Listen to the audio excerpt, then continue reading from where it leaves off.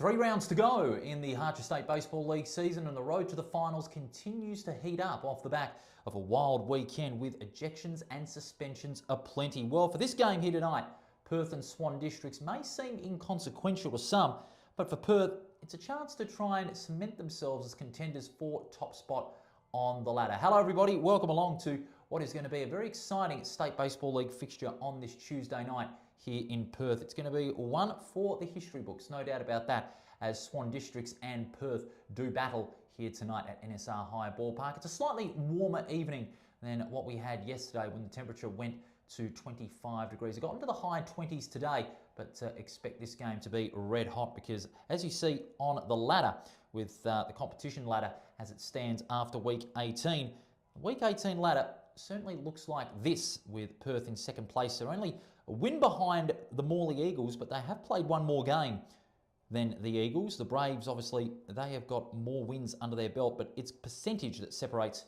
Perth and the Braves, and only just two. It could be a battle for percentage between second and at least fourth places on the ladder. Well, this is the first meeting between these two sides since early November of 2025, and in the end, that was a 2-1 win to Perth, thanks to the McGee brothers, who are going to be at the top of the order tonight. We'll tell you more about that shortly. McGee getting 1 hit and 2 runs from 3 at bat, and also Braden Moyle, he really strangled the Swans out of any chance of snatching the game late. And a couple of results as well from that round, especially last Sunday, and it saw the Eagles finish 15-2 winners over the Rams. Magpies valiant but falling short against the Braves, and the Reds crushing the Gosnells Hawks 10-2. And of course, as we mentioned, both these teams having very contrasting results. Perth, in the meantime, they had a 3-0 win over the Wanneroo Giants, and it was all down to their big hitter Dylan Borjarski with a couple of RBIs from 4 at bat as well. Meanwhile, for the Swan District side, well, it wasn't an easy night for them.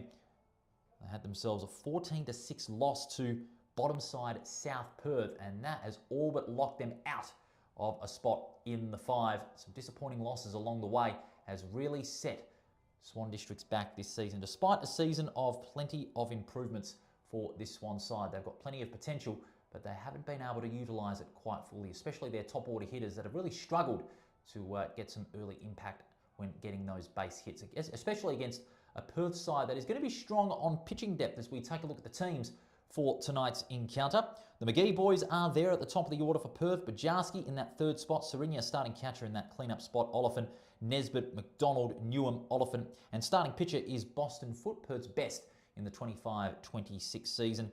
But they're going to be without their coach. He was suspended for a game in the midst of a controversial Sunday it was, with ejections aplenty, and the Perth coach, sadly, was one of them. He won't be out there tonight, but the Swans coach will, and he's fielded a pretty good lineup. Kurosawa starting at the top of the order, Riley Azane, Anthony Danielle, Brody Clarkson, Nick Hoyt starting catcher, Eric Webb the designated hitter tonight, Jackson Stivey, Lachlan Saunders, Rowan Edmonds, and Kai Verone, who, like Boston Foot, the most successful pitcher for his side in 25-26. And what an important game it is shaping up to be here tonight. Perth in second place, Swan Districts outside the 5, but they're looking to disrupt Perth's plans of finishing on top of the ladder. Back in a moment or two with Tori Newman, the umpires and the players for this Week 19 clash.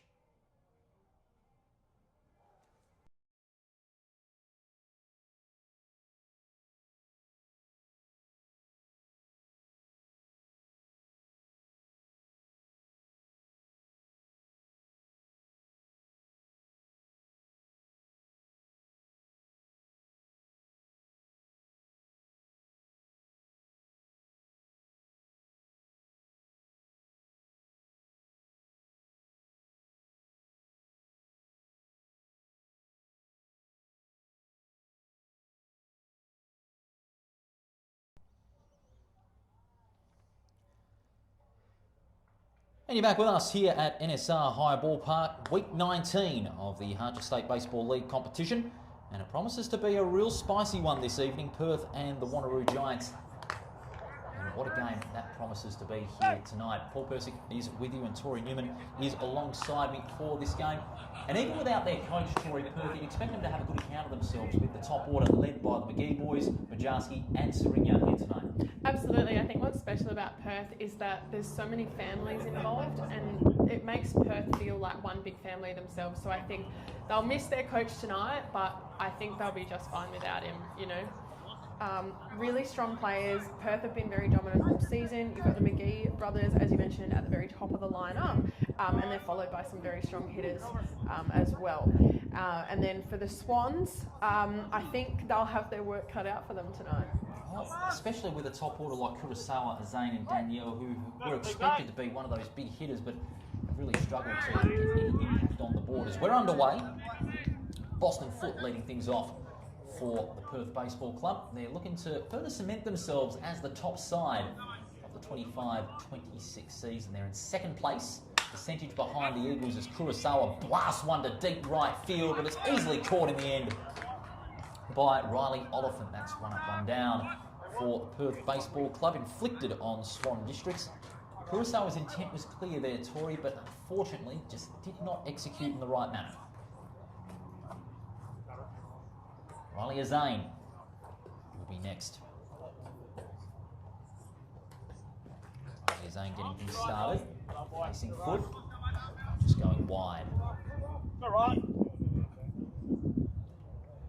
1-0. Swing and a miss. 1-1.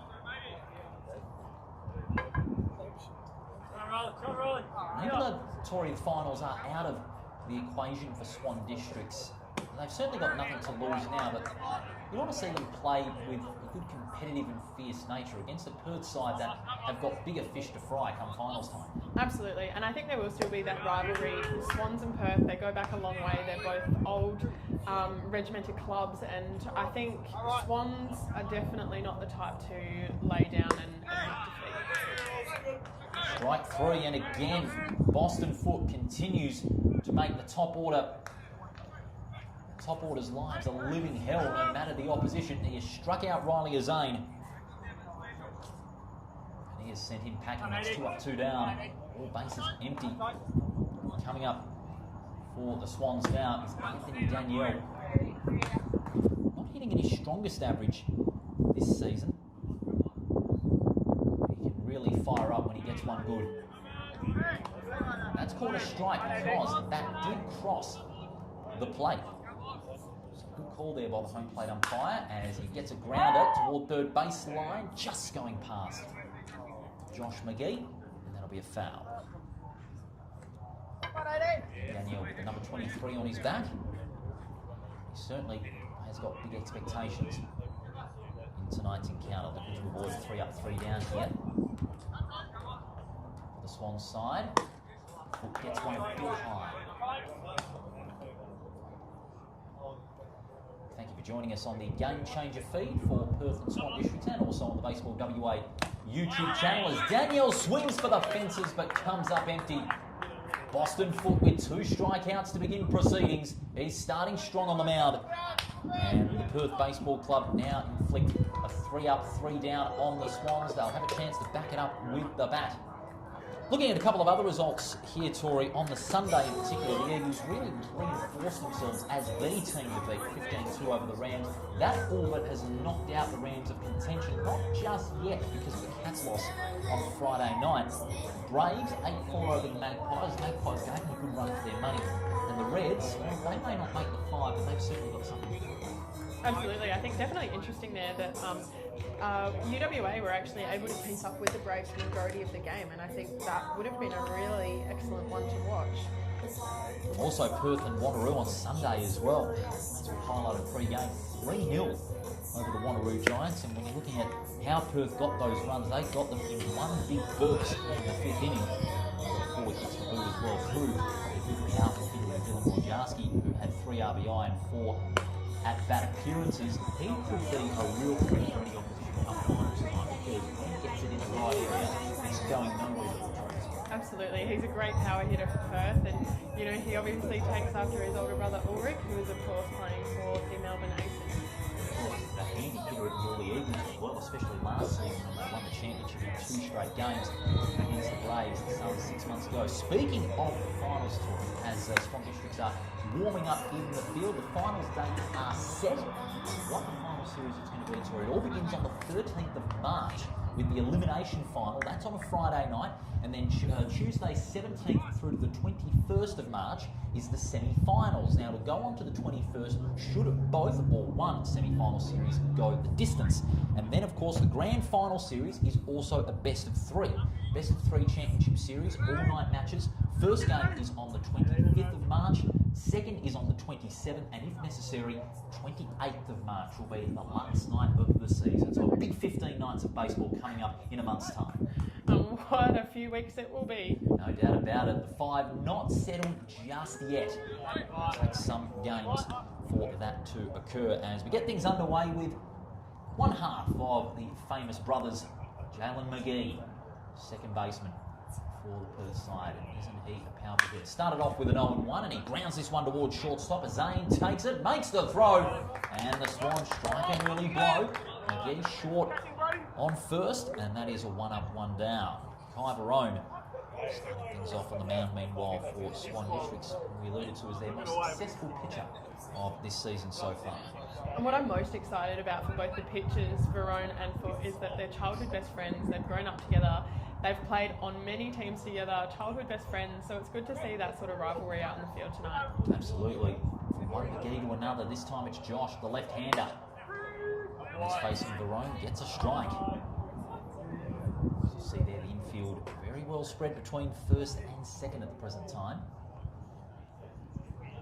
What is the count?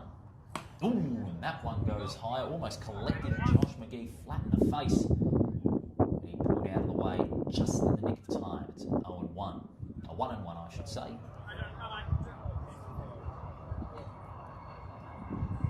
Barone looking to deliver the 1-1. This is the bottom of the first. McGee swings and misses. Strike 2. He's in the hole here is Josh McGee. They want to avoid a 2-up, 2-down here. Barone. Half checker, not crossing the line. Josh McGee knowing to play it safe on that wide one. 2-2.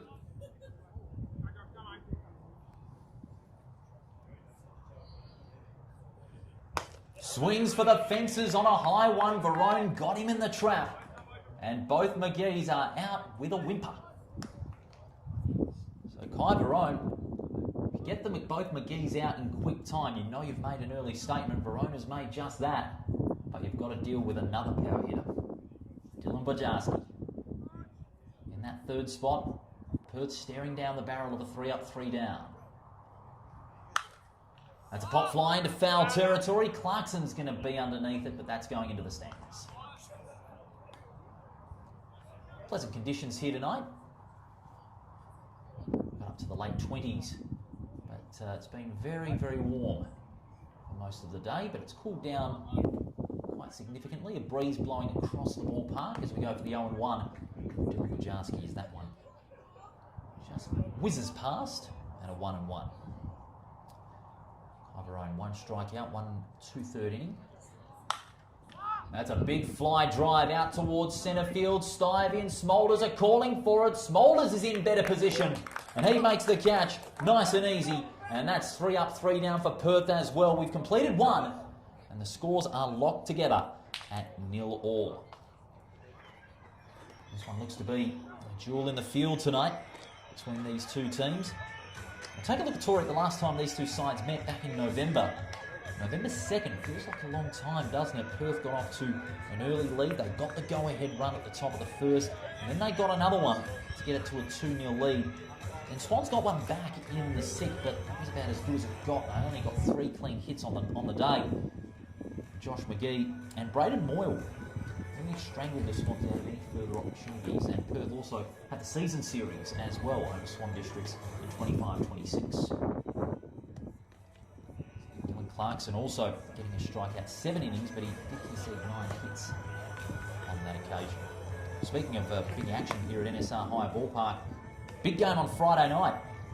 Grand final replay, Tori. We love it when the Braves and the Indians do battle. They met in last year's grand final. We saw them on the first night of the year grand final rematch.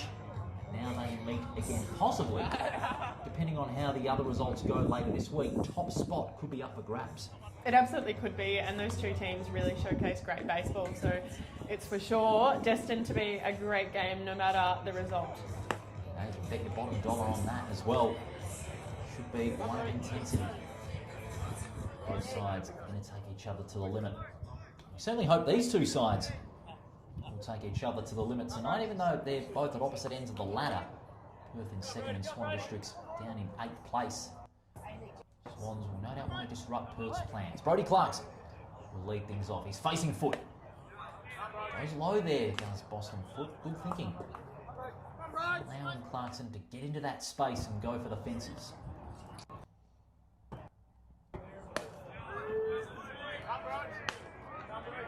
Good decision making here by Foot. He's been brilliant to start things off.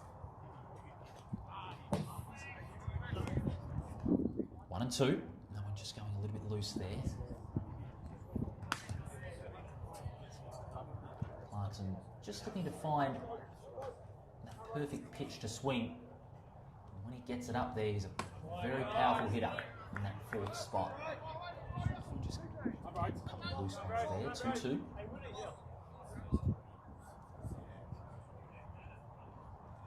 Goes low again. Great thinking by Foot. He knows that Clarkson can swing on those low ones. And Foot just getting one to sink late. That's 1 up, 1 down again. And Nick Hoyt starting catch up in the middle of the order tonight. Actually around that 3 or 4. He's in that 5th spot. Eric Webb to follow. Another one of the right-handers. And again, going low, forcing Hoyt to just push forward. And cross the plate. 0-1. Pushing 40 to 10, that one just outside. Boston Foot's one of the more craftier pitchers in this state league competition, isn't he, Tori? While others, like Todd Bailey for the Wanneroo Giants, are able to go and get those quick ones right there. Foot is not afraid to show a bit of variety, as that is a foul ball in foul territory. Bajarski and McGee unable to get to it. Foot can really deceive any type of batter against any opponent. Absolutely, he's a fantastic pitcher. He's got great variety, and I think he has his catcher in Saringer to thank for that as well. You know, Saringer they're a team, the two of them, and Saringer is definitely helping Foot to choose which pitches to throw. Would you expect him to feature heavily on the mound in the finals? I think so. I definitely think so. Yeah, well, I think everyone will agree. He's a very crafty pitcher. Great rate of success this season. Went low, and that's a rare blip there for Saringer, but he'll put that one behind him. Lucky he did not concede Come on, Nick, you got it. any hits whatsoever or any stolen base. 3-2 for Nick Hoyt. Hoyt gets a good clean ground ball towards shortstop, but it's well taken by Nesbitt. He makes the play to Bajarski at first, and that's 2 down. This goes back, Tori, to a point we made a couple of Friday nights ago when we saw Swan Districts play Rockingham. While Swan Districts, they've got stacked talent at the top of the order, they're just not getting those early base hits. And if you want to really make an impact against fellow finals opposition, you've got to get these hits earlier. Otherwise, sides like Perth and the Braves are going to be coming at you. Absolutely, and I think unfortunately Swans don't have that same level of depth that Perth has, so a lot of their big hitters are at the top of the lineup and then it gets a bit weaker from there. But having said that, I'm alarmed to see DeGasperis in the on the bench and not in the lineup tonight. Usually batting in that 3 spot, a bit of a surprising selection there by Josh Dowling. He himself, playing coach, is not in the starting lineup either. As Webb grounds this one, doesn't get past second. Great dive by McGee, couldn't make the throw in time, however, and that is going to be a single for Swan Districts, and that's the first clean hit of the evening. That is one the Swans were looking for. May have been in the middle of the order, and now they're going to have to rely on the likes of Stivey, who's in now, Saunders and Edmonds to try and continue that drive with 2 outs in the shed.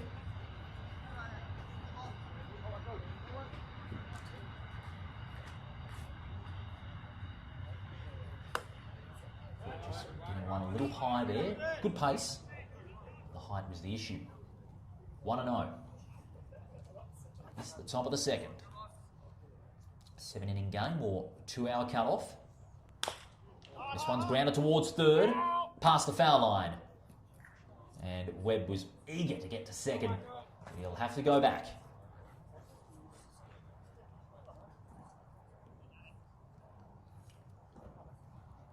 One and one, Stivey facing.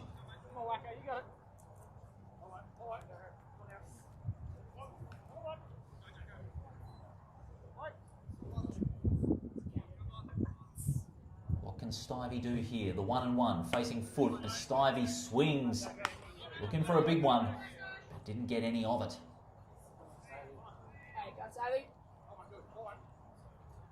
Boston Foot already 3 strikeouts to his name, looking to make it 4. And he makes it 4. No, he doesn't. Thick edge there behind home plate. That noise, you could almost sense it was similar to Sarinya just gripping that fast one there from the middle of the plate. But Sarinya not getting that one. Stivey gets another chance.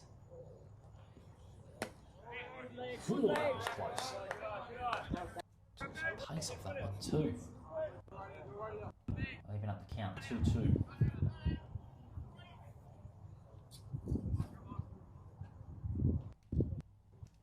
In it comes.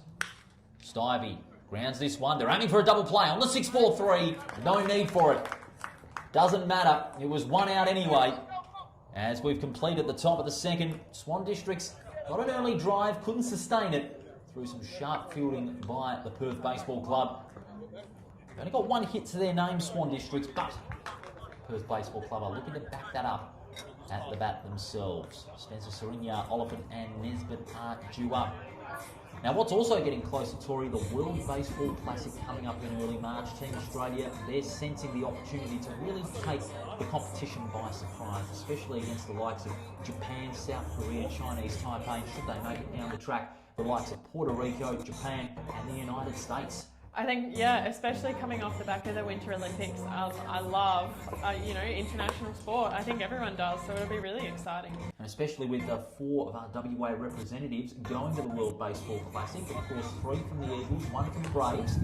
Certainly going to be a strong lineup for Australia to take to Japan for all their group matches that are coming up in March. Absolutely. I think, we've got a lot of personal stakes in the team, so hopefully they go well and do us proud. I'll put you in the hot seat here, Tori. Which player do you think from the WA side of things, when you're looking at the selection for Team Australia, which player surprised you with their not being selected for the competition? Who do you think was unlucky to miss out? That's a great question, Paul. Really putting me on the spot here. I don't know. I think they were all fair choices. What about you? I'll throw the question back to you. Well, there were some that I thought were a bit unlucky. I'll put in a bolter here. Maybe Gasquez. I thought he could have been handy. Now that's a bolter. Okay, batting at third, and he can hit him. He can hit him. Maybe a couple of ones from Rockingham were a bit unlucky as well. I thought Vinny Tarantola was a bit unlucky as well, and even Sean Means from Swan Districts as well, and a couple of pitchers from the Wanneroo Giants as well that I thought were a bit unlucky to miss out. Todd Bailey I thought would have been quite handy for Australia if he had been selected, but we're not selected. We're not. We can only ponder. But we shall wait and see how Australia go, and we do wish them all the very best, of course, beginning in early March over in Japan. That's where all the group matches for Australia are taking place, and then finals in the USA with the competition culminating in Miami later in March at the Depot Loan Field. Spencer Sarinya leading things off. He's got a strike from the Swans starting pitcher Kai Varone. Quick with that left arm fastball. Goes a little too high on the second. It's a 1-1 count. Bottom of the second here at NSR High Ballpark. If you're just joining us on the Baseball WA YouTube channel and also on the Game Changer feed, we welcome you along. Tuesday night. Early week baseball, don't get no better than that.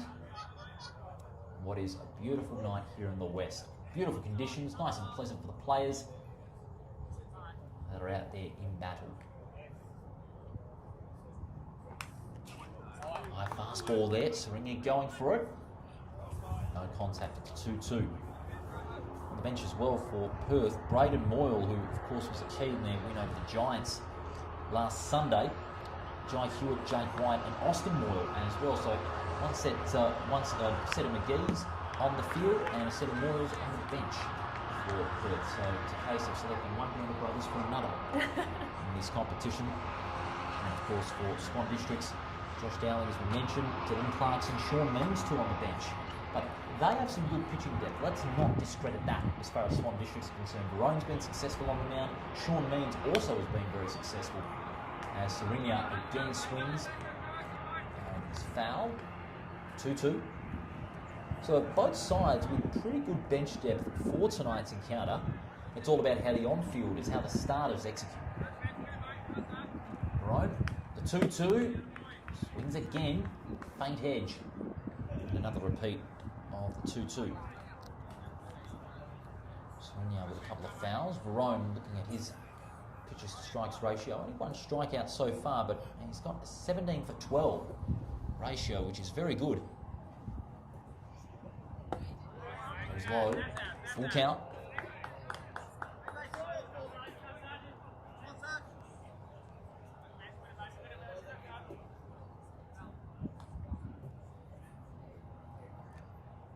Barone. Nice ground ball. Gets towards shortstop. Azane, can he get the throw in time? He does. Clarkson sealing the play. That's one down. Serinya with plenty of chances, but just could not get that one past Azane. And the Swans looking a lot more sharper than what they have been, Tori, in recent weeks. In the field.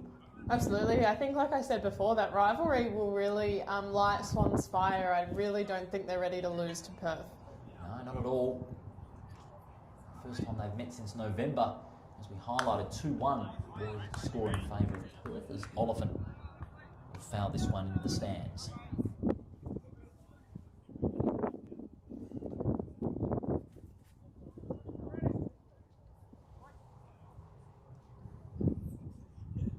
Oliphant again gets a foul into the stands, a couple of those early, 0-2.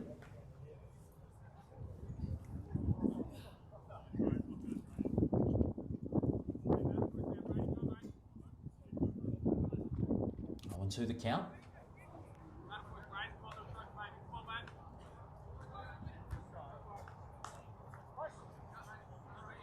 Two, so Brady Oliphant, left fielder facing Barone. So that one off quite well. That one was going low toward the plate on a non-angle. Very well spread as well. First base is deep in the corner, third base also deep in the corner. So too second base on the top right and shortstop on the top left. Top edge of the infield, it's pretty well spread. Looking for a ground ball to trap. Oliphant in a ground ball play. Just going a little bit loose on those last couple. 2-2.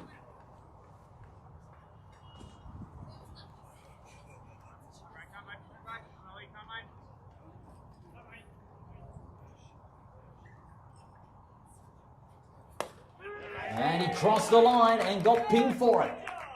Barone forcing Oliphant to push forward and cross the line.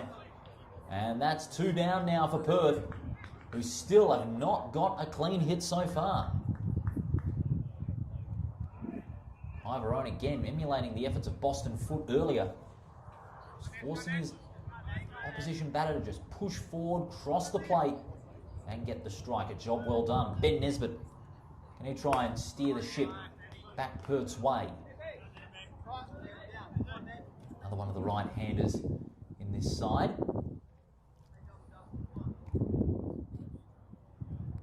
What can Nesbitt do against Barone? That one's gone wide.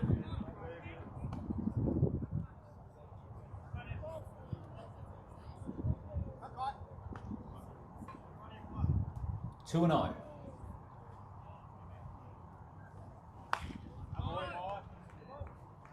High ball foul into the stands.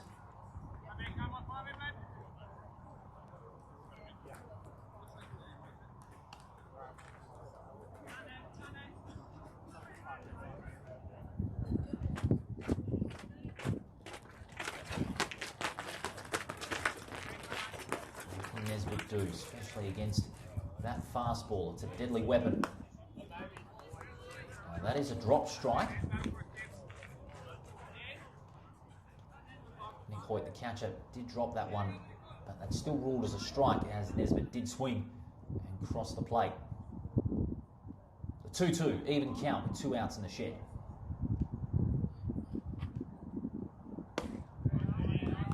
Forward there was Nesbitt. That will see him let off.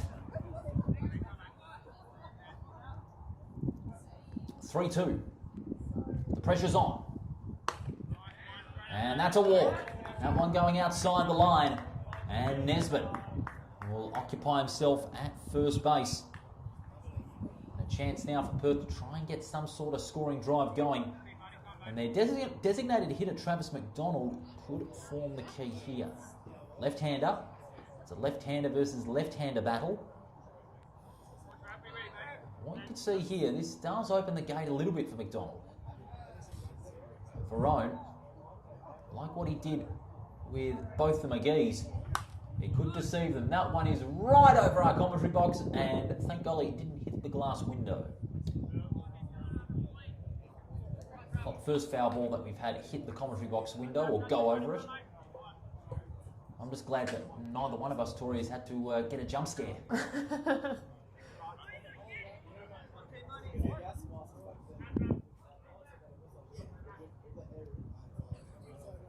Ryan looking for a pick-off.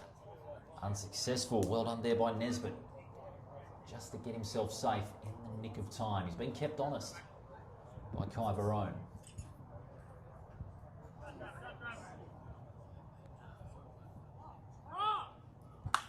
McDonald goes for a swing and a drive toward left field, but that'll be fouled. An early lead-off there from Nesbitt as he was aiming to steal second. But now the pressure's back on McDonald to try and send Nesbitt forward. It's 0-2.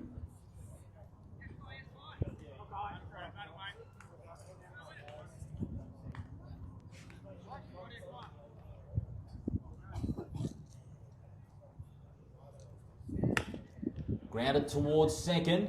Nesbitt looking to get to second, but the throw to first from Kuwasawa to Clarkson seals the deal. And that keeps Perth on no hits so far in this game. We've completed 2, and it is still 0-0 this Week 19 clash between Perth and Swan Districts.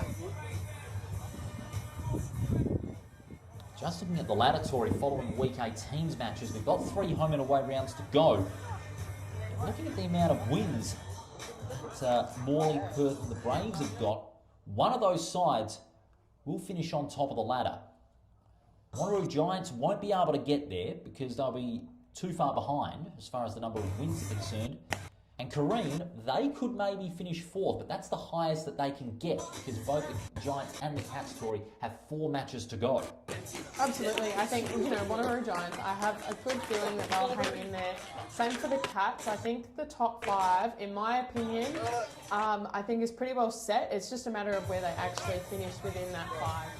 Well, only 2 wins separating Kareen and Rockingham, so it's not there just yet. Percentage is not far from either team either, 0.577 versus 0.519. So the Rams are still in with a chance. They just got to keep on winning because, like Kareen, Rockingham have 4 games to go as well. So it's on even par. It's going to be a battle between those teams to see who can get 5th place. Wanneroo, Braves, Morley and Perth can't slip out. They're set. It's just that 5th place that's still open, especially after the result last Friday. Absolutely. Still up for grabs. We saw, of course, that game last Friday, Kareen and Rockingham. And that resulted in a vital win for Rockingham, 3-0. They got all their runs off errors from the Kareen Cats. They weren't as sharp in the field as they'd expect them to be. And that left an opportunity begging for Kareen to seal 5th place. And it's still quite open as we see Smalley's leading things off for Swan Districts. He's in the hole with a 1-2. Last pitch foul off foot.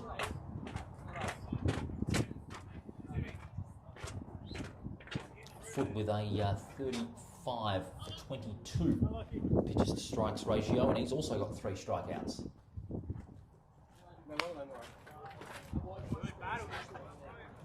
foul on the 1 and 2.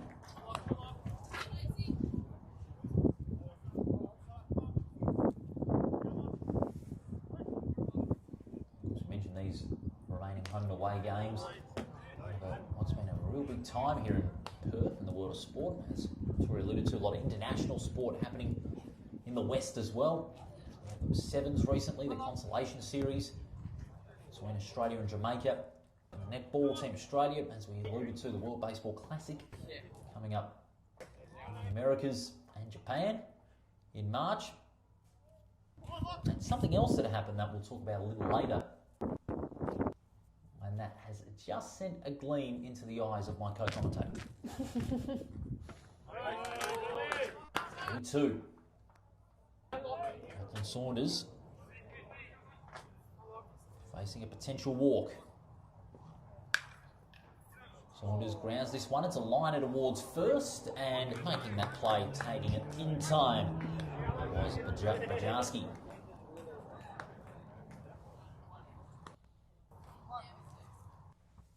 Bajarski making the play. That's one down. Rowan Edmonds at the bottom of the order.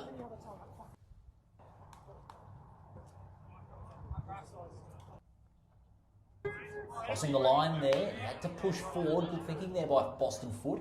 Strike one.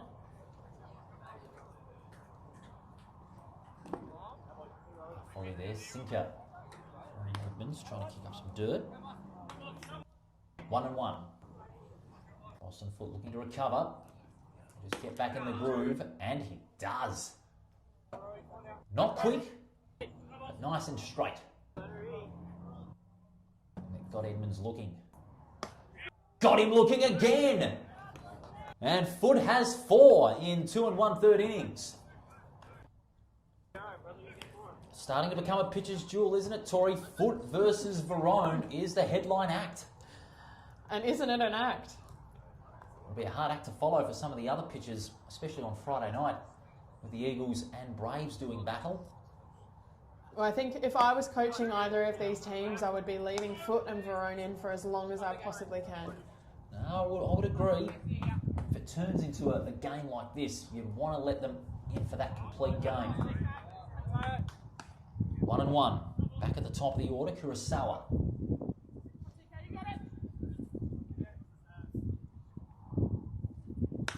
Kurosawa with a swing and a drive towards right field. Oliphant diving to it. Doesn't get it in time. Kurosawa taking the chance to get to extra bases. The throw is in time. Oliphant making the throw to McGee at second base. And that's 3 down. Great fielding there by Perth. And we have completed 1/2 of the 3rd inning. It's still locked together at 0-0. And what has been, so far, a game dominated by pitching and good ground fielding. Now, sorry, we talked about international and national sport headlining here in Perth. I'm not going to lie, I'm a little bit jealous. You were lucky enough to head to State of Origin recently. I was lucky enough to get a ticket to State of Origin on Saturday. And while I was left to burn in the sun down in the parklands, you were there at Optus Stadium. You lucky lady. I was. It was a fantastic game. I think it was a really great showcase of Australian talent in the AFL on both sides. And especially in West Australia on a sporting level too. And my goodness, wasn't this a spectacle? Would you love to see something like this in baseball? You know, you have best from WA take on the best in South Australia. Obviously, we have, 4 clubs in the ABL, but how cool will it be just to have this sort of exhibition, state versus state, WA and Victoria, or WA, New South Wales, or Adelaide in this case? Absolutely. Who's the best state? I think it would be fantastic. I think there is so much Australian baseball talent, and it would be really interesting to see what those top teams look like without all our wonderful imports. Viewers, what do you think? Should there be a baseball State of Origin concept? Just like we saw last Saturday at Optus Stadium here in the West. Baseball State of Origin. I'd love to see that packed crowd here at NSR High Ballpark. Best from the West and against the best from, let's say, South Australia, of course, home of the reigning ABL champions, the Adelaide Giants. Absolutely. I think there's a great rivalry between Perth and Adelaide. Certainly fill the ballpark here in the West or even over there in SA. And that has a very parochial sporting rivalry as well. Shout out to John Casey too, one of our South Australian media experts. Had the thrill of calling one of the state games with him. He has not given me the end of it in the 2022 game since. But don't worry, we did beat them last year. And we will again. There you go, John Casey. There's a message for you. Here we go, bottom of the third. Here at NSR High Ballpark, Verone on the mound against Kane Newham, centre fielder who's leading things off tonight. 1-0 to start. Pitch there from Kane Newham. And a foul.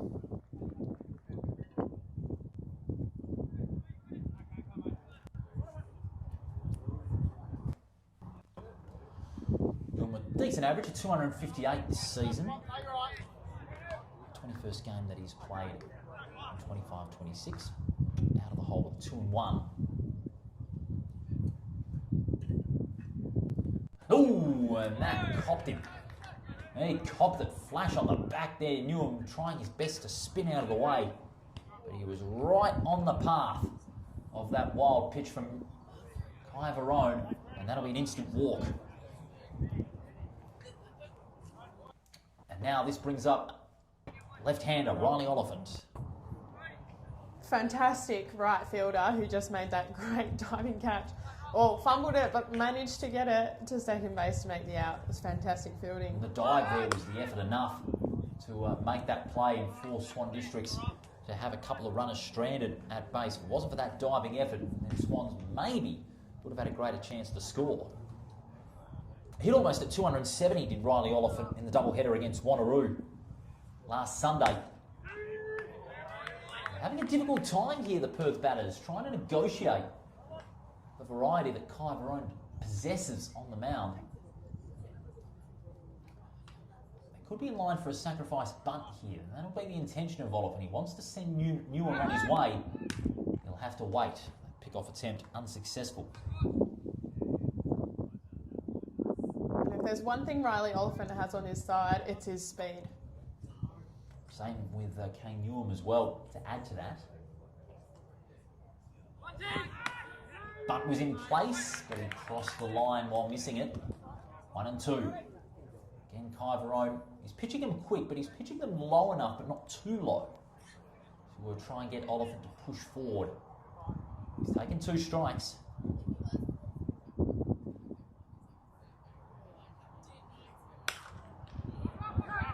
That is going to be straight into the hands of the man at second base, Teo Kurosawa.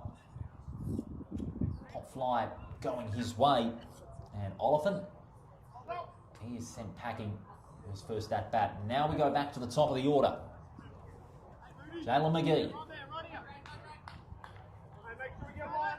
Unsuccessful in his first at bat. He got struck out by Verone. And Verone's looking to repeat the dose. Swing and a miss. 0-1. Of course, being a left-hander versus right-hander battle, the gate can be opened by Verone. If he gets a fast ball or even curves it from left to right, it does leave the right-handers exposed. He wants to try and close that off. Does McGee. McGee lets that one go. Newham leads off to second. The throw was wide. It went past Kurosawa, but Stuyvesant's able to recover it. And Newham getting the steal to second. First time a runner has gone past first base this evening, has been able to get into second. Really goes to show how much of a pitcher's duel / fielder's battle this has been so far. 1-1.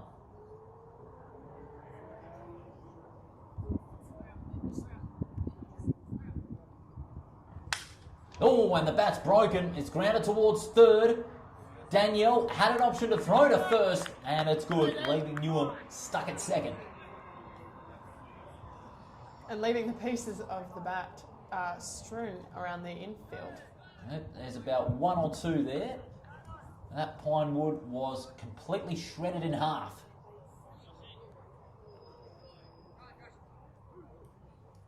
We've seen a few broken bats this season. It's not an uncommon part of baseball at any level. Josh McGee is next up.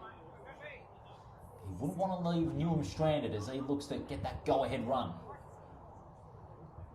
It has been a tough task, courtesy of this man, Kai Verone.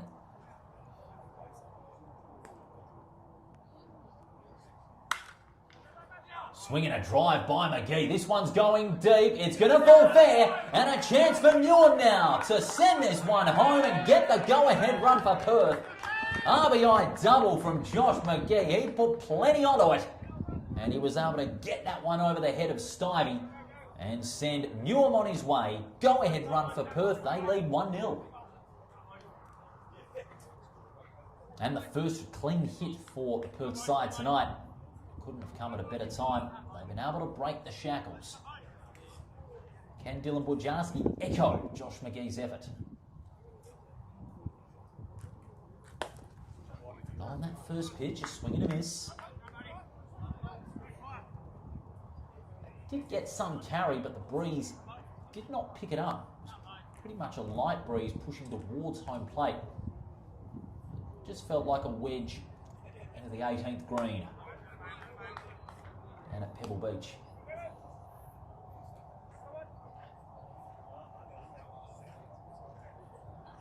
I'm not saying the Vines because I played there once and the greens were too slow. 1-1.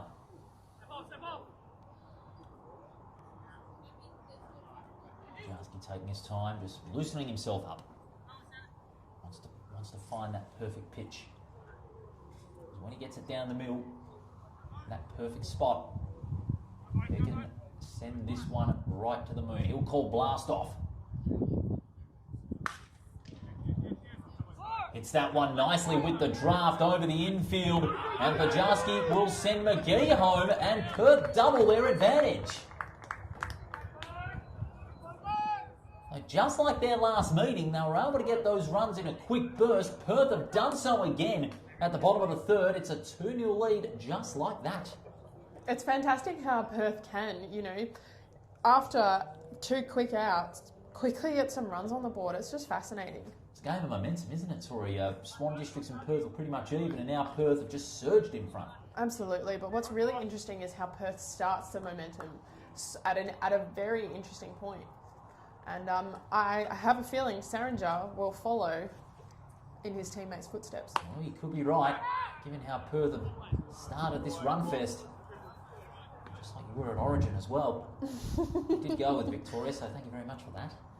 I wanted WA to win, but I could also see that the odds were stacked against us. Yes, you were very convincing in that. I'll give you credit. But don't worry, WA will be back next time around. 1-0. Saringer tries to send that one into orbit. Not to be. 1-1, 2 down. Saringer at the plate. Good little battle we're witnessing here between Verone and Saringer. In it comes. Saringer times this one, but brilliantly taken by Clarkson at first. Had to dive to his right. Grasped it at the dirt. And got that third out. But Perth hold the lead after 3. It is 2-0. We're at NSR Higher Ballpark. Now it's the Swans' turn to face the challenge and see if they can fight back. But of course, they'll have to deal with Boston Foot, who's been on fire so far. 4 strikeouts in 3 innings. And by gosh, by golly, by gee, it is going to be one hell of a challenge for them tonight.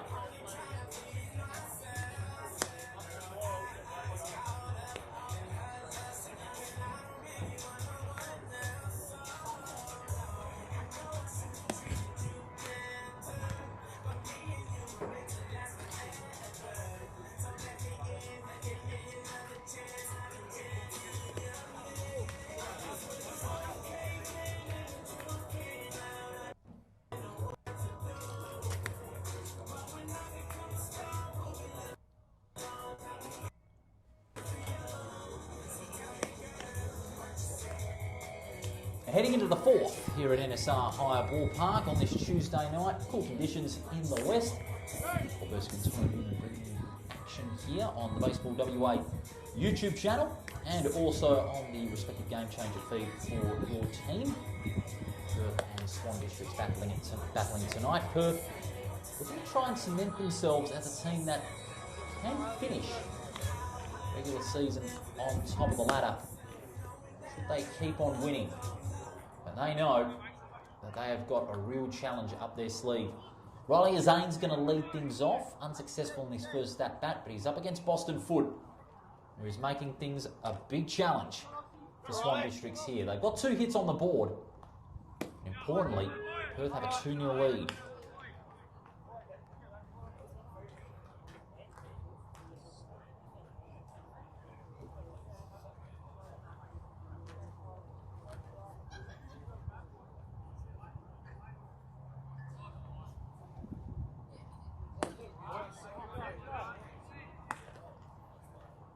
So far, so good for Boston Foot. His ratio, almost a strike every 5 pitches in this game so far. And that's the sort of rate you want to have, anywhere between 1 strike every 3 and 1 strike every 5. It's been that top echelon of State League pitches so far in this competition. 2-2.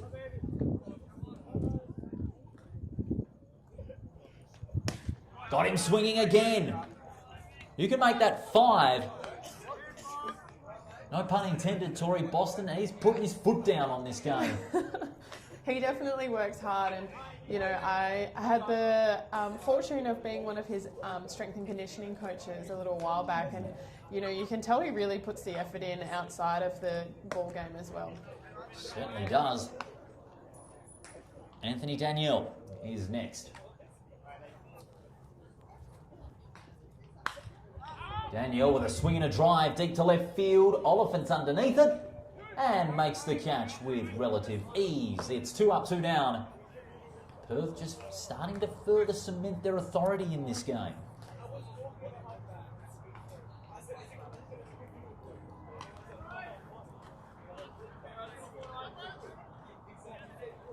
Cody Clarkson. This side staring down the barrel of a 3 up, 3 down, and they are staring it in the face.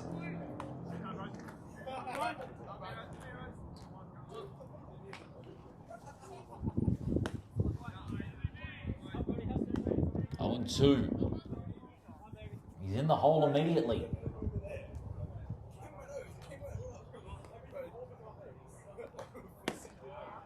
I'm just going low there. Boston Foot. That one pretty loose.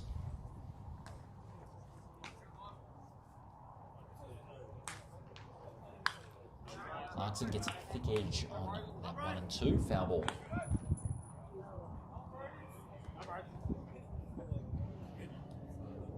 And also for our viewers sitting at home, our Perth's right fielder in Riley Oliphant has been taken out of the game for Austin Moyle, which leads me to question, did he hurt himself in that diving catch? Yeah, that's a good point you make. We saw him put in a great dive there. In the meantime, Foot struck out Clarkson, and that will be the end of the top of the 4th. Again, the Swans still struggling to find any impact at the plate. Hence this 2-0 deficit. So we definitely keep an eye out on things as far as Oliphant is concerned, as that could be a bit of a blow for Perth if he is not playing in the game.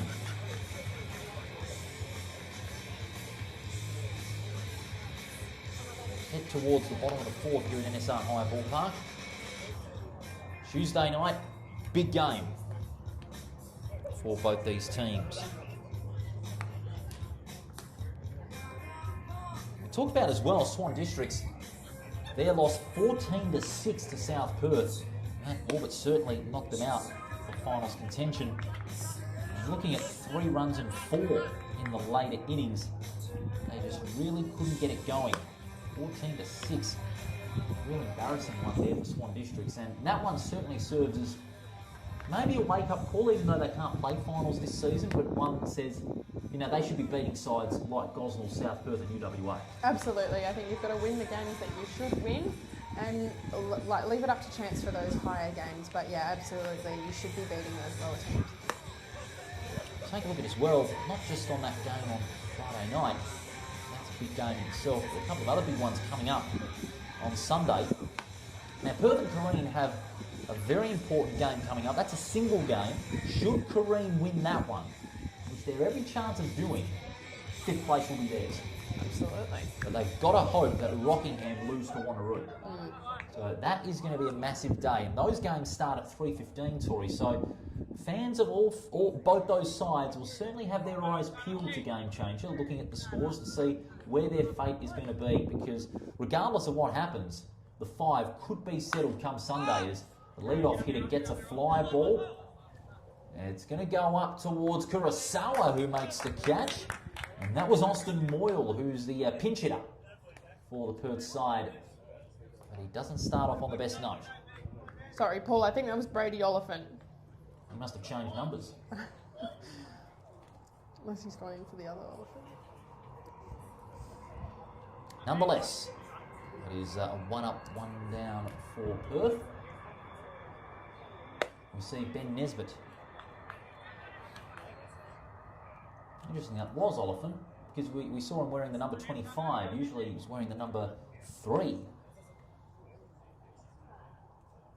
1-0. It's a high one directed at him. Sees it well. 2-1.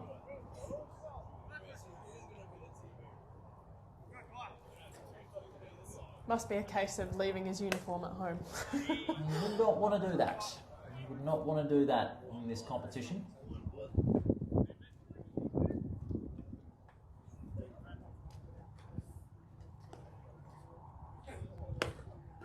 Down the middle. He's able to get one in there after 3 consecutive balls. Nesbitt got caught looking on that previous one.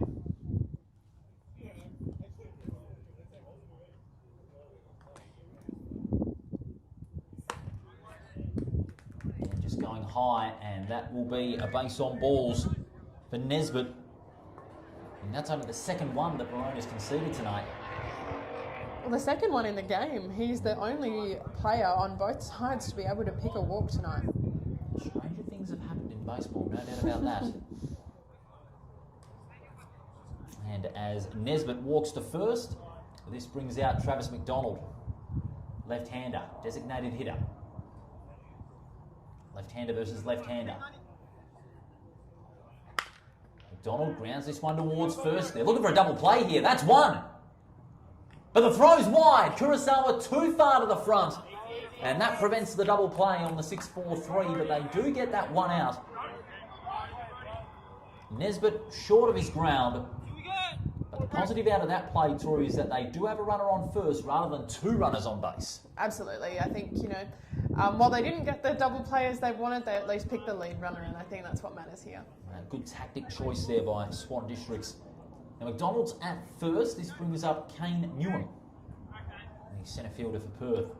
2 down, 1 runner on base. Both sides with 2 hits on the board, but more importantly, Perth lead the game 2-0. Pushing forward again, Newham. No word as of yet on Riley Oliphant at this stage, who took that great diving stop earlier in the game. And he's been on the bench. We'll get some word as soon as it becomes available. What a blow that could be if he is not playing again in this game at such a crucial time. 0-2 for Newham, facing Barone. That one too far inside. Almost collecting him flush on the place right where it hurts most.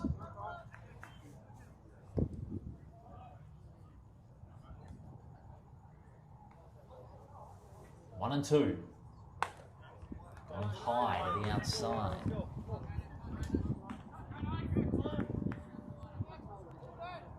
Right, he's aiming for his 3rd strikeout. He's in position. 2-2 with 2 away.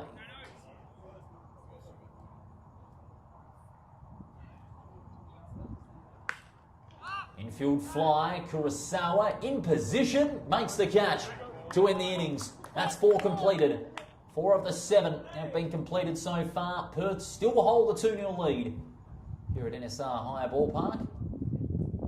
Swan District's still in with a chance, but their batting really has got a fire. And Josh Dowling, you can see right in front of us, has immediately got them in a huddle. That huddle might do his side the world of good. Pleading his case to see some runs on the board.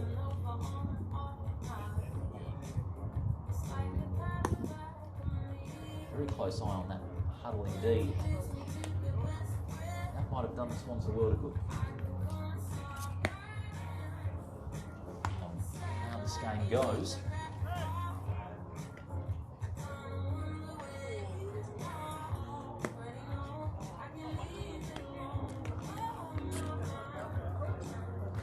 scores coming up Friday night. Second time we're seeing the grand finalists of last year here at NSR High Ballpark. This is also part of the Birrabal-Yerrigan Indigenous round that's coming up. There's going to be great giveaways and prizes to be won for fans that not only show up at the ballpark but in our broadcast matches.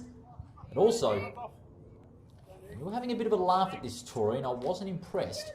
We had the Birrabal-Yerrigan Championship belt on the line for these two teams and also the teams that play next Friday night, and they'll get to raise that belt up high as a signification of victory. I wasn't having a laugh, Paul. I was just saying that you might want that belt the most. Will you be serious, Tori? You were laughing inside. I could hear it even from 16,000 miles away. I wasn't laughing. Oh, yes, you were. Yes, you were. That's right. And just so you know, speaking of championship belts, I have the big gold belt. Anyone that knows about that one, there you go. There's a history lesson. 2-1 is the count. And 2-2, I should say. Come on, Nick, you got it! A big Indigenous round, always a great part of the Baseball WA season calendar. We also have the Think Mental Health round, Stitch in Time, collaborating with several of the teams. As Nick Hoyt goes low. That's a ball, 3-2.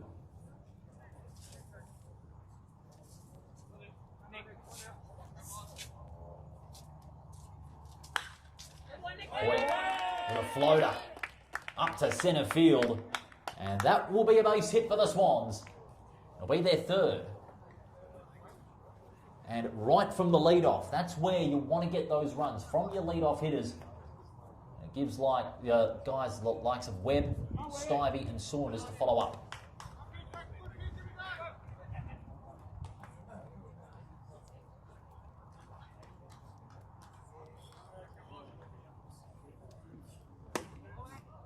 Inside the zone there, and you might have seen on your screen, Hoyt thought about going for a lead-off, but stumbled and had to retreat back to first base.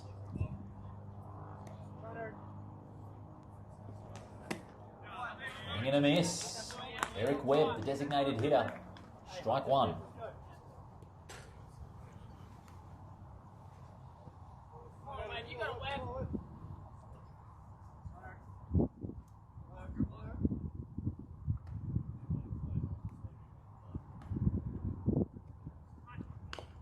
Webb aiming for a bunt.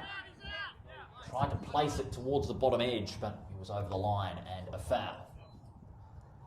I don't know about you, Paul, but I could hear Boston Foot yelling it's out from up here. Well, unfortunately for Foot, it wasn't ruled out on this occasion. The umpires just deliberating over that last call. Foot saying it was out.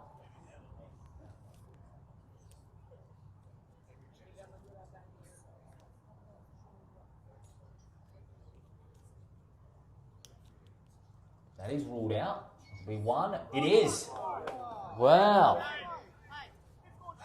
Eric Webb can't believe it. Josh Dowling's not impressed. And he's pleading his case with the home plate umpire. I'm afraid that won't do the world of good.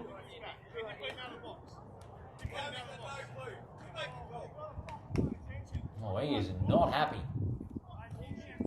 And he's gone. He's been tossed out. Santa Maria, what is going on? We've had one coach ejected and suspended, and now both sides are without their lead coaches. My goodness. He is still going. Oh my God. I hate to be blunt, but this is absolutely disgraceful. It's absolutely stupid. I'm sorry to say, but that is something you don't need. Especially at a crucial stage in the game when your side's still in with a chance and that happens. Still here, Josh Dowling, but I'm afraid that isn't going to change the decision, I'm sorry to say, but Josh Dowling ejected. Both sides are without their lead coaches. I think that's a first in the times that we've covered state league baseball. Boy, gee, that's one we'll certainly be looking at for a long time. It does make for an interesting game, that's for sure. No doubt about it. Certainly make for an interesting aftermath as well. 0-1 for Jackson Stivey with that one out, which sent a chain reaction.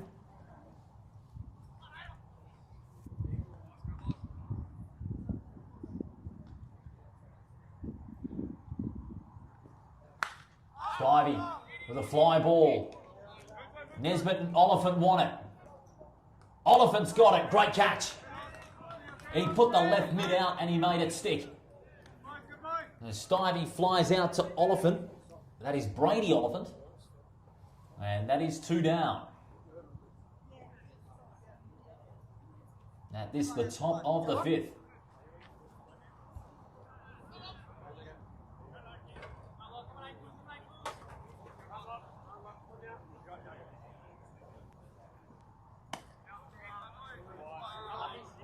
This one there from foot, 1-0.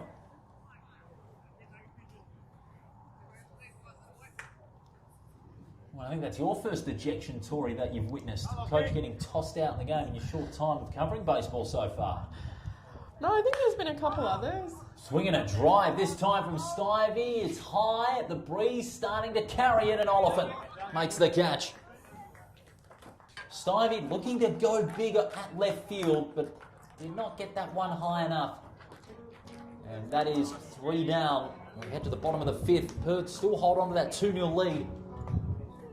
Paul Persick and Tori Newman with you here at NSR Hyatt Ballpark. Well, this game, Tori, has certainly taken on a life of its own. We've gone through 4.5 innings. We've seen Perth get runs in a quick spade. We've seen the Swans coach ejected. Both sides now without their lead coaches.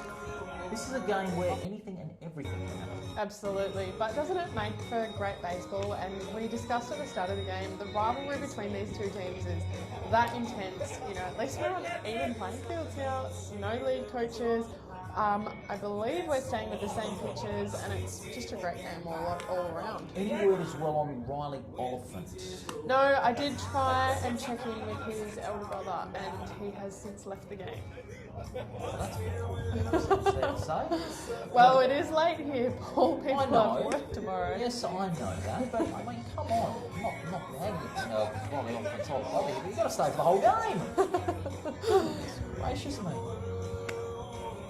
Sorry to the Oliphant family, but I mean, come on.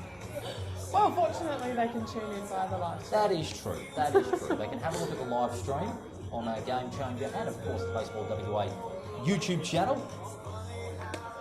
And I think I want to take that comment back. I don't make mistakes, I make prophecies, which immediately turn out to be wrong. Prophecies. That's one word for it. But one prophecy we certainly can make is that this game is not over by a long shot. Swans still in with a chance. Perth still have that 2-0 lead. Certainly taken on a life of its own. He's on the mound. He's looking to really shut out any further threat from Perth.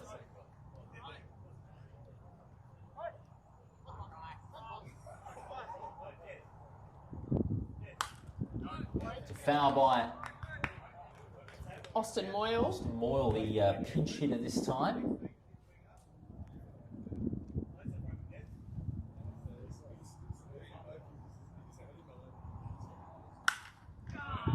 Fly ball down towards centre.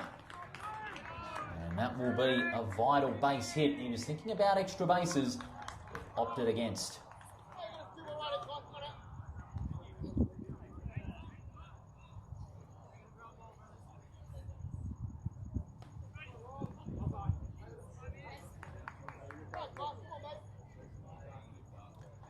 So an early threat here from Perth. And can they carry it forward through the McGee boys? Jalen is first. Sees one there at the plate. That's a strike.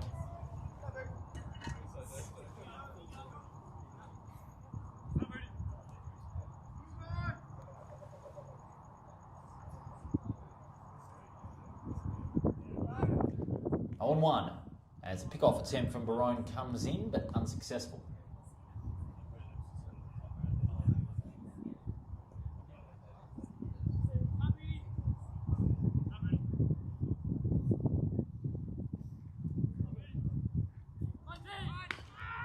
Sacrifice bunt coming in.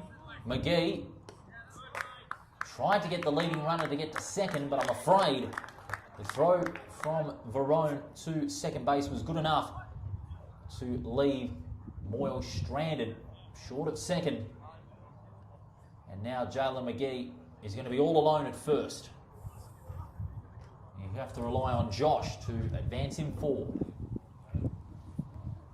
Josh McGee, who's got an RBI next to his name, responsible for starting that running drive. Of course, McGee then followed by Bajarski at the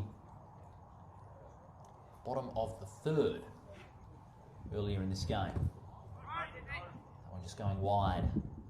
1-0.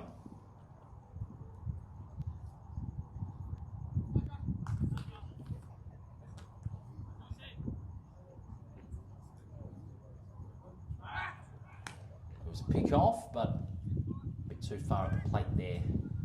Was Clarkson. 1-0.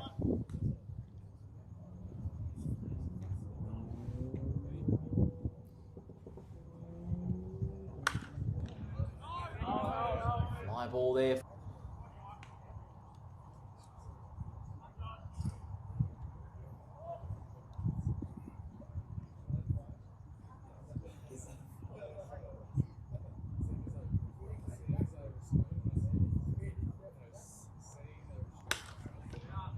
Beautiful hit there by Josh McGee, a floater to centre field. And now there are two runners on base for the Perth side as they look to continue this amazing run of momentum that they have established since the top of the third. So now they've got Moyle, and they've got both the McGees now on base. And they'll be looking to try and enhance this lead that they have got at the moment. Dylan Bajarski, now he can send them home, there's no doubt about that. Fantastic double steal. That sent them from second to third. Massive chance for Perth.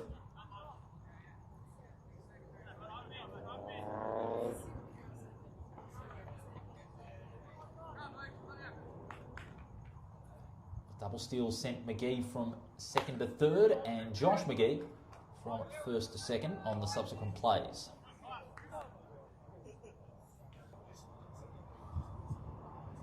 All the infield pushing in. It's also loose and low.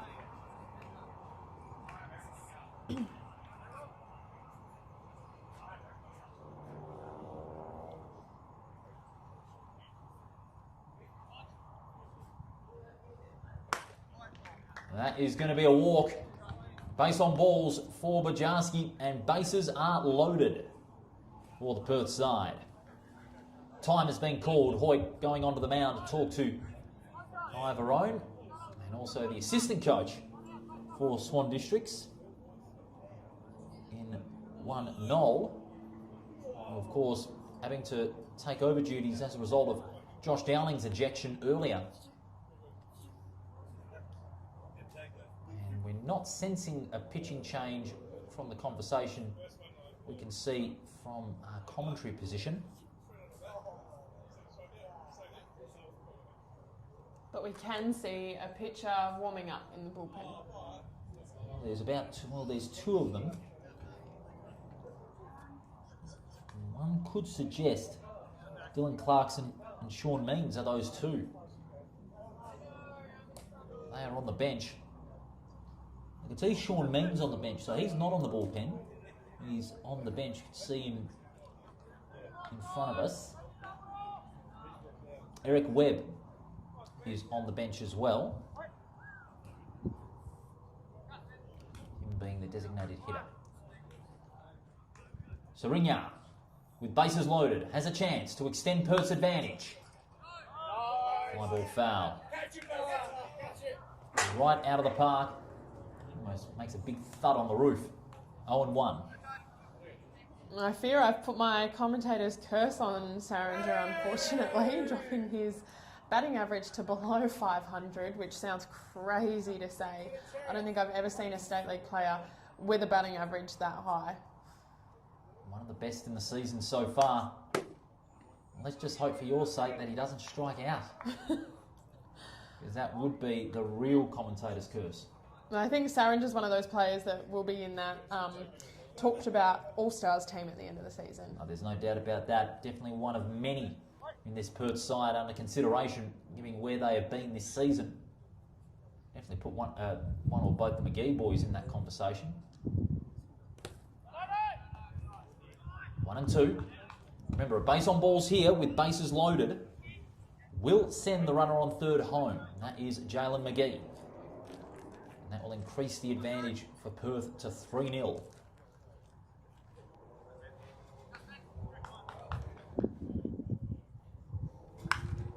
Fly ball into foul territory.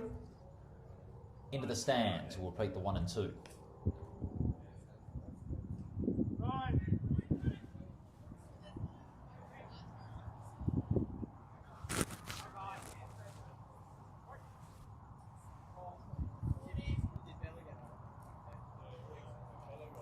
In it comes. Another foul. This time it's going to the Perth dugout.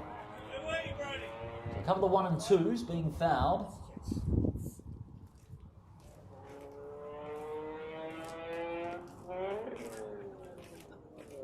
Spencer Serena starting catch up for Perth.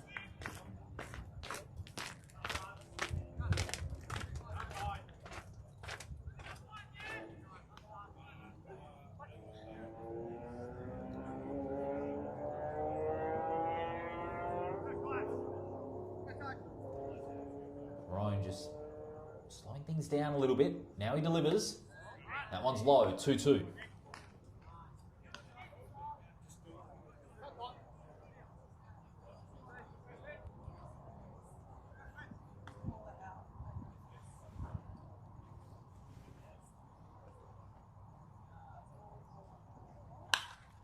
Serena with a floater out towards right centre field. It's ruled fair. Both the McGees are on their way and they score 2. And just falling short is Serena, but he's able to get 2 runs batted in. Both the McGees are home and it's a 4-0 advantage. I think Saranger was a little bit too optimistic in trying to make that a double. But well done to him for giving it a go, but I think if he stayed on first, it would have made things a lot easier for Brady Oliphant. Dare I say it, he entered optimistically and emerged misty-optically. And I'm afraid he's fallen short at second. And the Swan Districts player was saying, he's looking at you.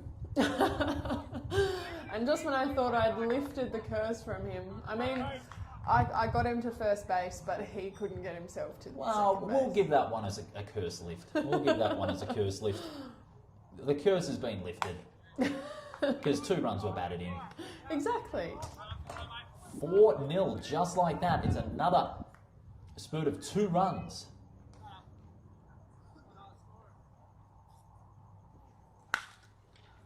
Big swing there from Oliphant, but not big enough at centre field. He's dropped it. I don't believe it. Tori, I don't believe it. I don't believe it either, Paul. I don't think that's an error that he would have wanted to make tonight. Almost lost for words.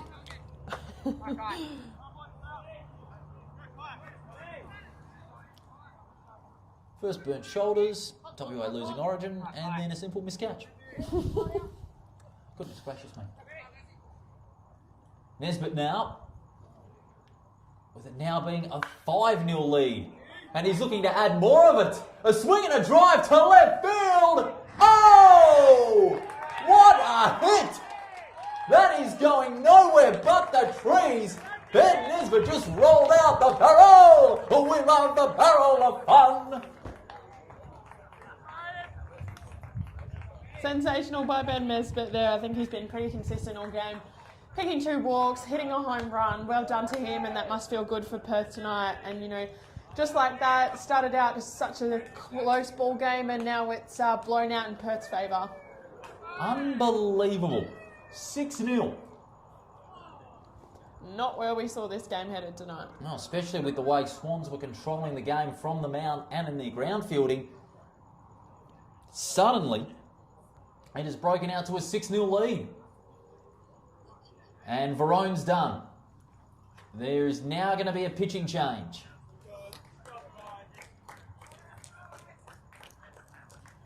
Four runs batted in a quick flurry.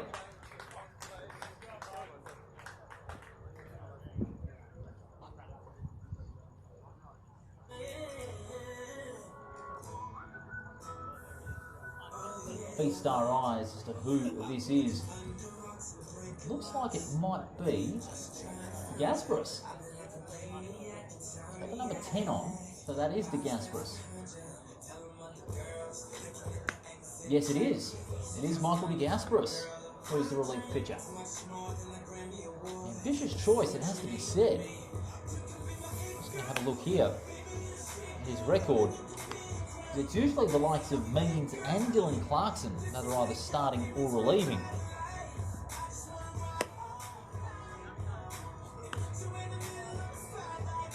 Rare that we've seen de Gasparis on the mound. I don't think we've seen him at all this season. There's a first time for everything. Oh, there is. You know, with limited pitches, you know, Swans will have another game on Sunday, so, you know, perhaps they're trying to save their other arms for that opportunity. And that game, of course, will be coming up against UWA. They've got a double on that Sunday, so they might want to save Means and Clarkson for that. Good point you make. Speaking of those Sunday games, we talked about Perth and Crean earlier. Of course, Swans and UWA have a double, so too do South Perth and Vic Park Belmont. Braves and Gosnells, they play a single matchup. So too do Wanneroo and Rockingham on the Sunday. And the next couple of weeks as well, we'll see a couple of big games at NSR High Ballpark here, part of the Derribble-Yerrigan Indigenous round. Kareem plays South Perth next Tuesday night. Next Wednesday, Gosnells play Morley, and Rockingham play South Perth next Friday, as well as part of that big round, the Derribble-Yerrigan Indigenous round. Now, can Perth continue on with this flurry through Travis McDonald? One would suggest that he could. Gasparis starting off with a strike.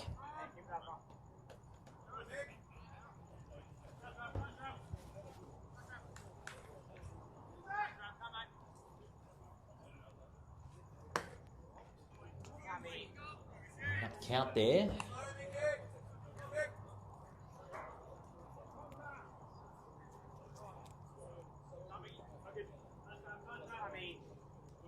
Still spellbound by that amazing hit by Ben Nesbitt.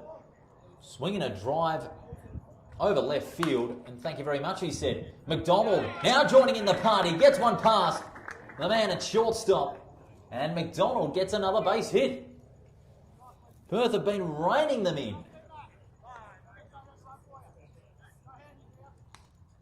Just incredible.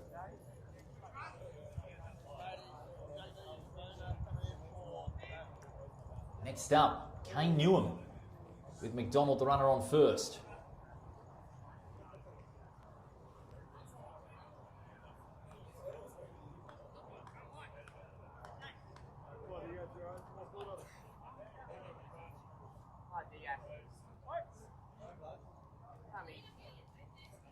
Still 2 outs in the shed.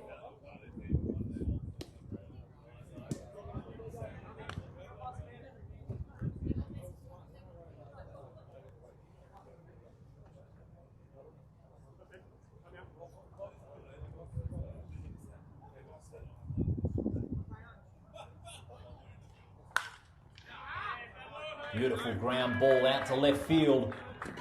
And Kane Newham will join the base hit party. That's now 8 in this game for Perth. 8-3 in the hits column, Tory. It has been one-way traffic since the beginning of the 5th. Just outstanding from Perth.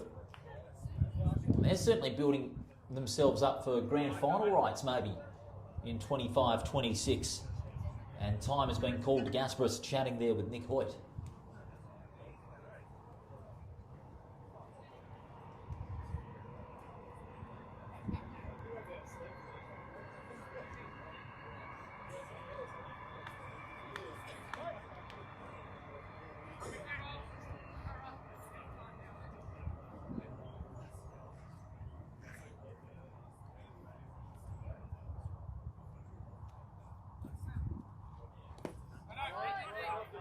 low one there, kicking up some dirt.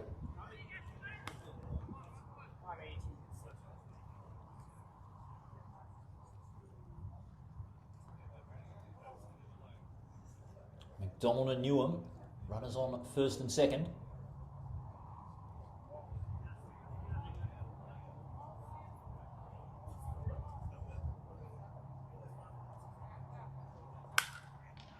Oliphant out to centre. Kurosawa gets the throw, but it's gone wide. And another run coming in. The onslaught continues, just getting a correction in the score. It was 7-0 before that run, now it's 8-0. So 8-0 for the Perth side. And by G, Tory, this Perth side is definitely showing no mercy. Absolutely, and you know, 2 more and it's a mercy, which is definitely not how Perth and Swan started this game. You know, I think Kai Varone did very well to hold Perth at bay for so long. All of a sudden, Perth, they just started to find another gear, haven't they? Especially through the top and middle order. In fact, all of the batting lineup for Perth. They bat deeper. They bat deeper than, dare I say, even a couple of other sides in the 5. Absolutely. Runners on second and third, of course. If there is 2, then that will be it.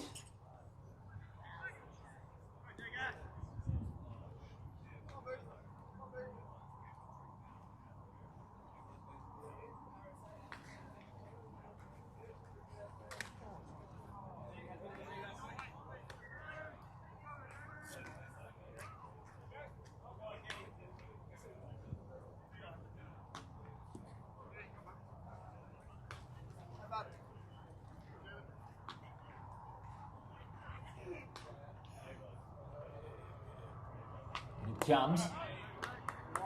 Jalen McGee doing well there to just step out of the way. That one was going towards the body.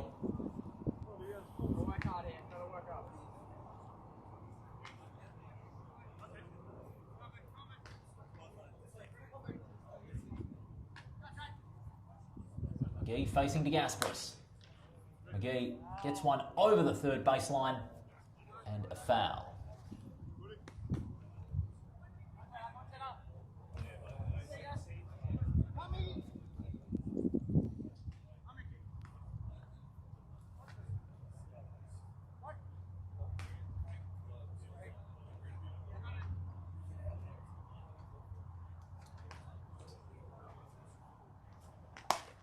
One's high.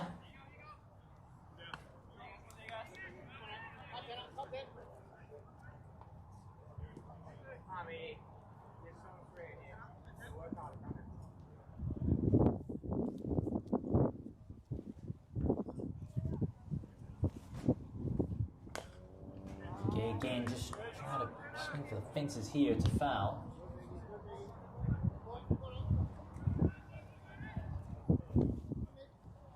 Couple of repeat fouls from De Gasparis. The game,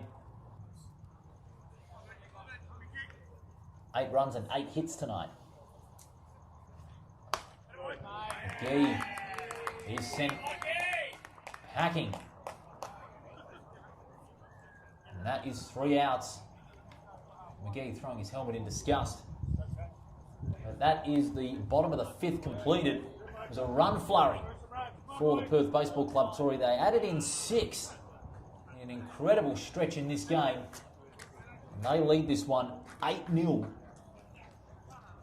Their run of... I think, as you said, they've got such depth in their batting lineup, and they're really...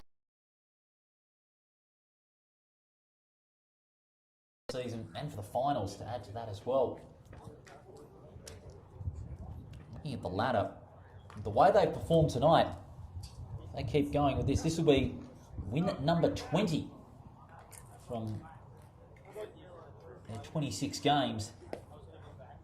Their run difference will be boosted to 87 should the scores remain the same. They'll get a good percentage boost as well, so that margin between Morley and Perth on percentage will slim somewhat. Of course, with Perth taking on Kareen in a game that could determine Kareen's fate. If they beat Perth, they'll seal themselves a spot in the 5.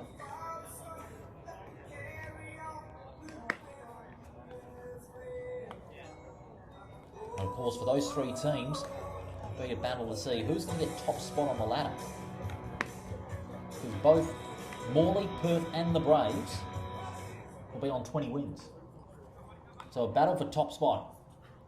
It's going to be a matter of percentage and run difference for these three teams. Rowan Edmonds is going to lead it off for Swan Districts.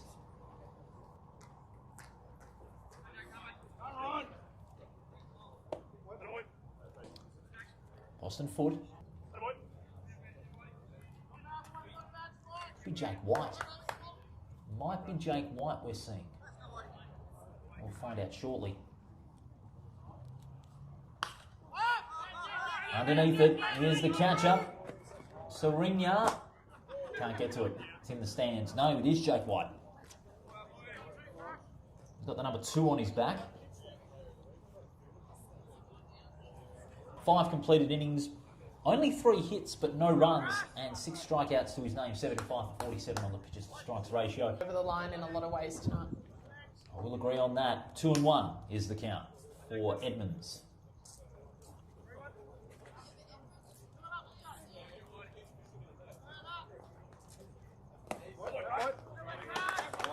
And that'll be a walk. Did hit Edmonds around the foot area. And that will be a base on balls in favour of Swan Districts. Back to the top of the order. Taiyo Kurosawa.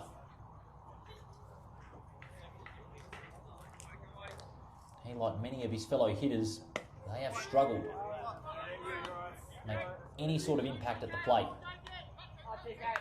That's been their downfall. While they've got good pitchers and ground fielders, unfortunately, they haven't been able to emulate that effort.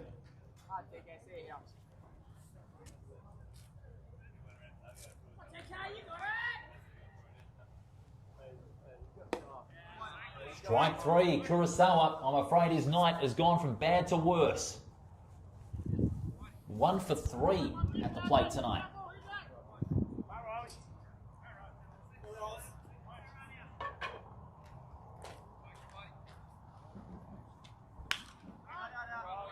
Riley Zane starts things off with a foul behind home plate as he's facing Jake White.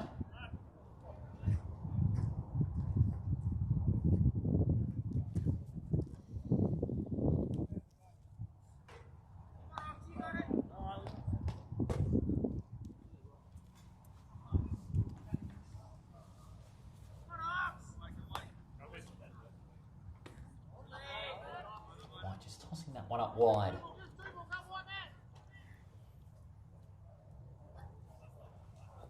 1-1.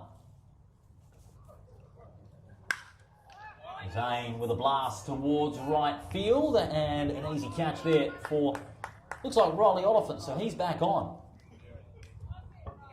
Game changer to my right here. I think the scorers might have put in the wrong name and have had to go all the way back and change it back to Riley and then go all the way forward and redo the That game. might explain it, so our apologies if we have preempted anything. Anthony Danielle only gets a very faint edge.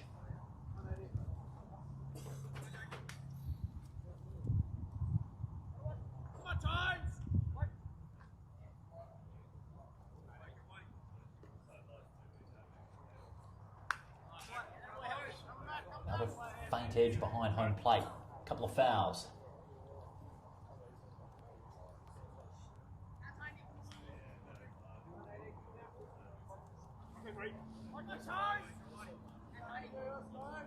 Oh, and 2. Bobbing up the dirt. 1 and 2 count now.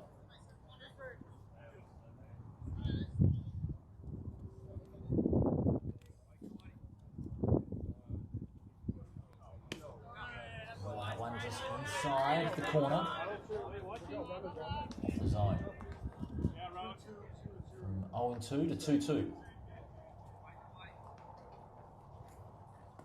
That one's kicked up dirt. It's on balls.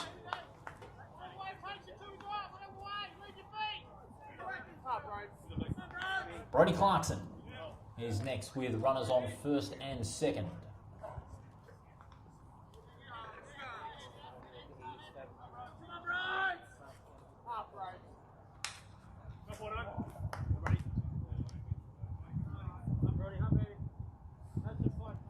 Clarkson facing White. Clarkson swinging a grounder out towards left. They're wanting a throw to home. They thought against it. Clarkson getting a single, and this looks interesting. Bases are loaded now for Swan Districts. They've got a chance to try and pick this margin back. First time really they've had any genuine threat of scoring here, Tori. They've struggled to get even past second due to not only the likes of Boston Foot, but also some sharp fielding. But now this is really the first time they've been able to plug at those gaps and give themselves a chance. Absolutely. I think some inopportune walks by Perth and obviously that beautiful single by Clarkson have... Well,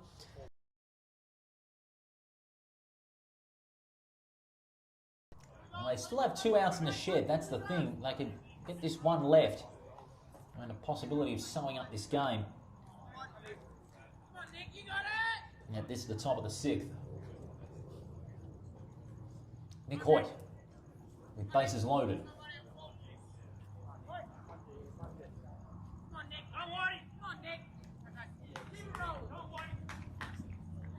White thought about lunging and going for that fast ball, but just had to bring himself back. In it comes. A swing and a drive to deep left field. Moyle and Newnham. Who's going to call for it? It's Moyle that gets it. And that's 3 down. We have concluded the top of the 6th here at NSR High Ballpark. It is 8-0 in favour of Perth. Perth really looking the goods to get their 20th win of the season. The game that started out with great intensity and a bit of high drama as well. But it's gone all Perth. In the 6 innings since, Hoyt flying out to Moyle at left field.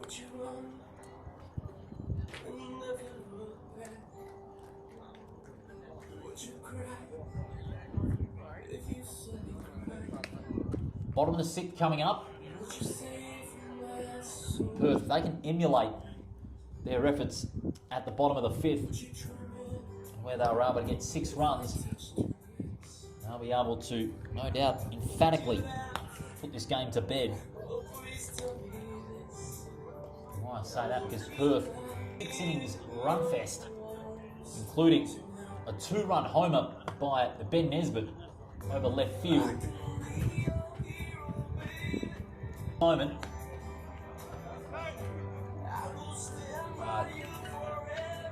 On the ropes. They'll certainly need a hero. Dare I say it, against this Perth side, Tori, it might be a long shot. It could be, but never say never. Never say never in baseball. It's a strange, strange game. That's what makes it so good.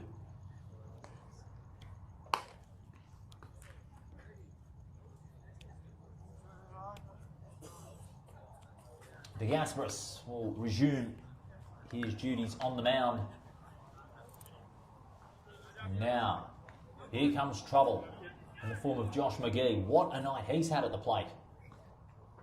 He'll certainly be in talks for his form all season so far in that All-Star team that will be unveiled at the end of the season. Don't forget as well the awards night on March 31st in Perth. That will certainly be a great night to reflect on the 25-26 season. McGee just looking at that one. Past the plate, the outside.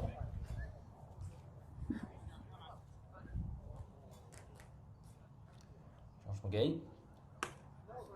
Lunging forward, but not crossing the plate. 3 at bat for 2 runs and 2 hits and an RBI. Pretty good night he has had.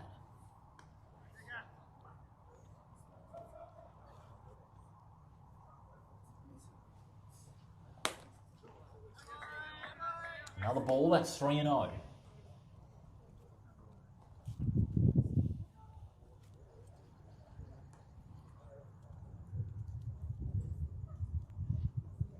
That's ball 4. And Josh knew it. That's a base on balls. And now Dylan Bajarski.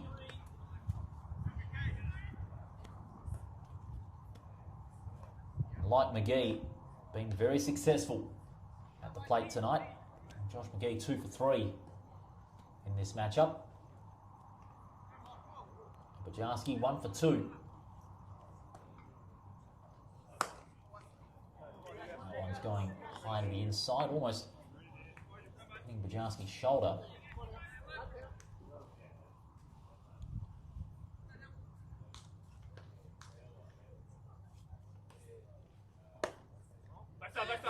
Drop strike, but McGee still was able to make the easy steal to second.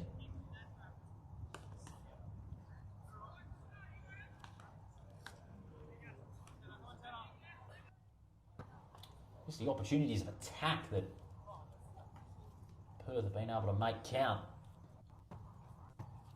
It's really taken Swan Districts out of reach.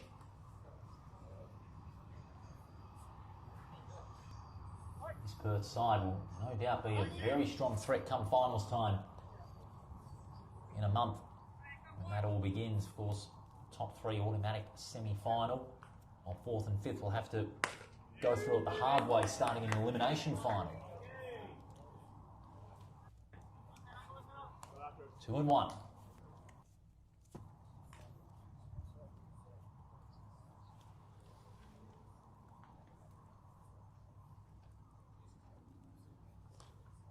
And that one's gone high, and McGee's going to make the steal to third.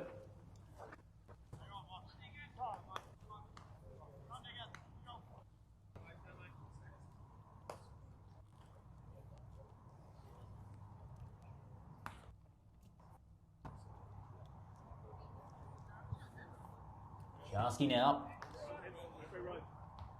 facing the 3 and 1.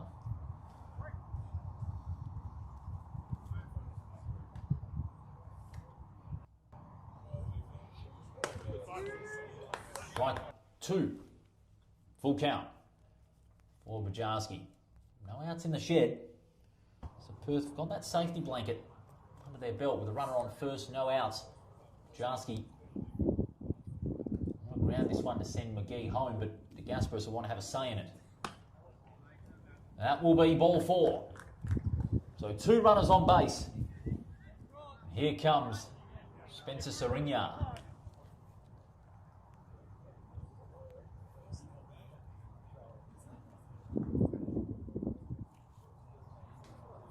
Time being called.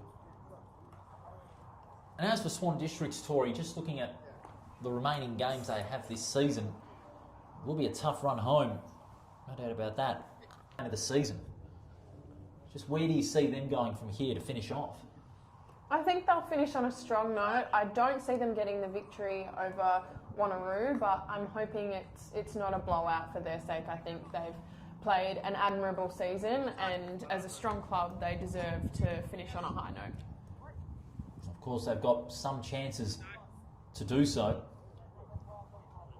Those 2 games against UWA, and then of course 1 last hit out for the season against Wanneroo. That's on March 8th, on the Sunday, the last day of the regular season, and then it'll be a 5. Low one there for Spencer Sarinya. Runners on first and third now.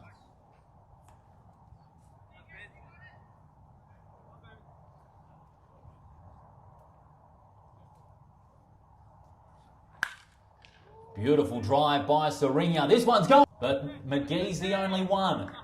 Bajarski called back wisely by the coach. That throw from centre field to shortstop was good, and that was enough for Bajarski to be called back. It's now a 9-0 lead. Sarinya almost getting the 2nd home run of the game, and that one just bouncing off the tip of the wall. At least he got that double he so badly wanted. He certainly did. You'll be happy with it. And again, that's a curse lifter. We have Austin Moyle in for Brady Oliphant. This time I think it's official. I can see the number 24 on his back at the plate. At least he didn't leave his uniform at home.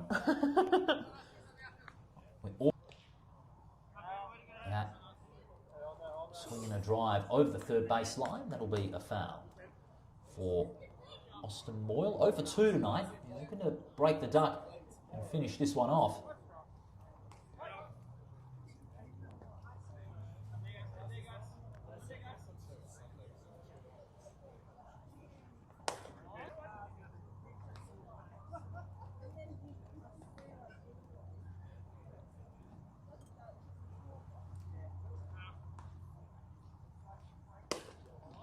Very quick butt offline from De Gasperis.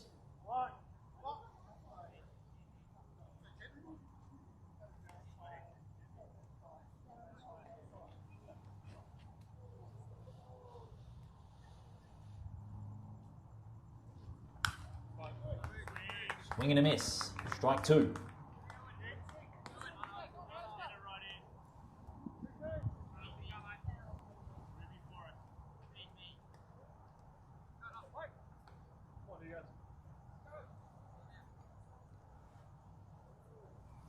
Gasperis with the infield still pushed in.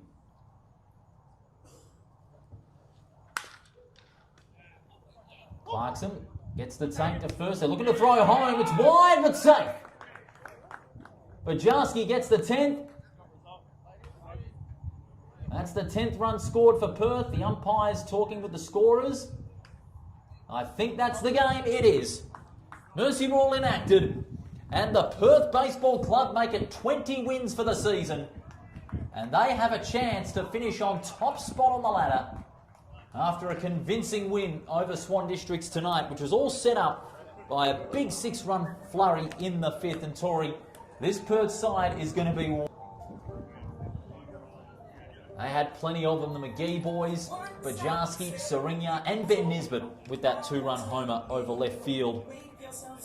And Perth, they will look forward to the game against Kareen on Sunday with great confidence, knowing that first place could be theirs for the taking in what is now a 3-way battle for top spot. We'll be back to 6.